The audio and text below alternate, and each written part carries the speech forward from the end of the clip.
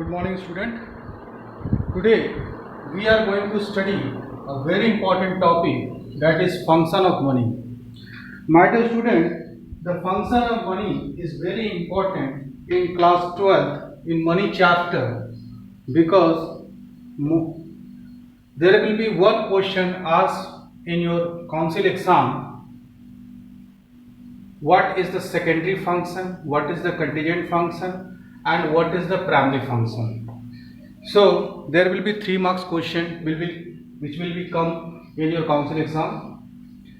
So first we have to understand what is the primary function. My dear student, in the primary function you have to know that the basic function of money, medium of exchange. My dear student, what is the medium of exchange? Medium means that you have to exchange with the another thing.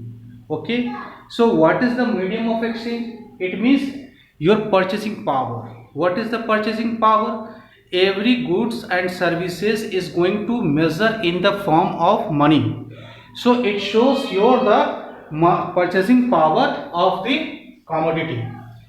So second point is that measures of value. Measures of value means, what is the measures of value?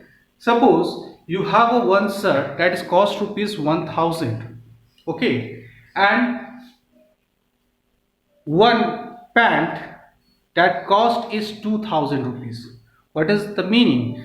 The cost of one trouser or pant is 2000 rupees and the cost of one shirt is 1000 rupees. So how do you measure? It is measured in the form of money. So money also give the measurement of units.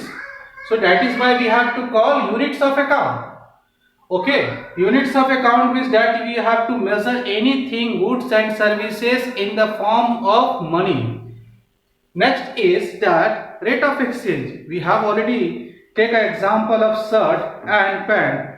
That what is the exchange rate? Exchange rate means if the cost of the one pant is equal to 2000 rupees and the shirt is 1000 rupees. Suppose anyone want to exchange with the shirt and pant, so what will happen?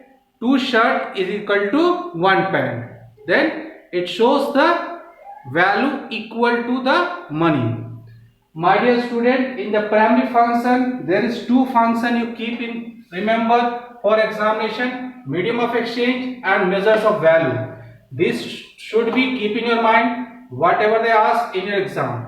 But sometime come to the secondary function. What is the secondary function? Secondary means money has own another function that is called secondary function. My dear student, before going to understand the secondary function, you have to see here the standard of deferred payment.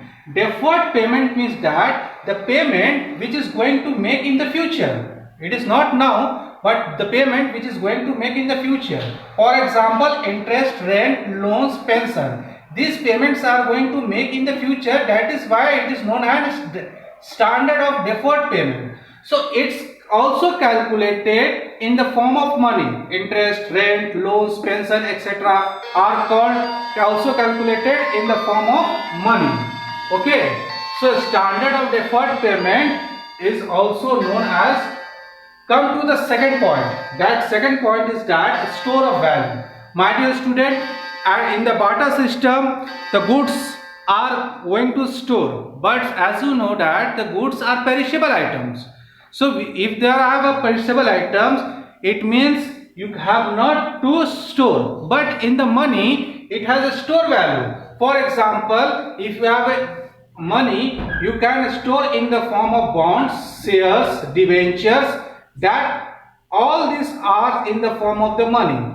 If you want to keep or store money in the forms of store, bonds, shares, debentures, that is why the money acts as store values. Come to the transfer value. What is the transfer value? Transfer value means, suppose if you have a house in Delhi and you want to sell this house, with that money you are going to purchase that another house in Kolkata. So what is the transfer? It means you sold the house in Delhi and you are going to purchase a new house in Kolkata. It means money is going to be accepted every places. That is why we have to say that general acceptability. Acceptability means everywhere money is going to be accepted easily because it is convenient. Okay, come to the third point, contingent function. My dear student, the contingent function, it is the assisting point. It means in the economics, we have already studied in the microeconomics different topics like consumer, producer, consumption, production, whatever we have studied. It means money is going to be assist in the form of, it means we are going to measure consumption and production in the form of money. That is why we are called contingent function. So the first point is written, maximization of utility. My dear student, in chapter number 3 we have studied that marginal utility.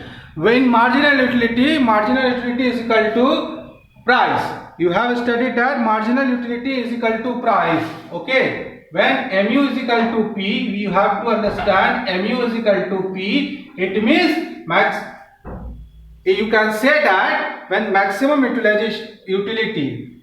So it also measures in the form of marginal utility.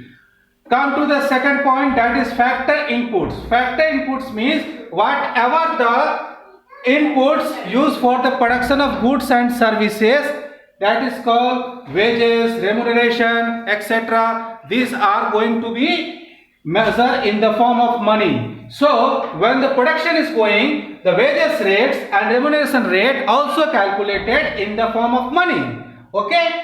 So you have to know that, or whatever the factor of production used, we have to use the contingent function which comes under the money. So next point is that distribution of national income. My dear student, distribution of national income is whatever the income earned by nation, it cannot be collected by goods and services. It measures in the form of money. So when we studied the national income, you are aware about the personal income, disposable income. So whatever the income measured in the form of money, that is why it is called contingent function. Contingent function means it helps the economics. First of all, marginal utility, all the factor of productions, goods and services used in the national income. We use different factors of productions. So it helps the money like a contingent function. My dear student, it is very important for your examination, because in your examination every time they ask the secondary function and contingent function. This is the important question for your exam. That is why I explained you keep this point for the secondary function and contingent function. You keep this point for your examination, because the 3 marks question will come to your exam and ask what is the secondary function and what is the contingent function. So you have to write these 3 points: standard of deferred payment, store value, transfer value. You have to make a clear cut very notes in your copy, because sometimes they give this point. They give this point and write.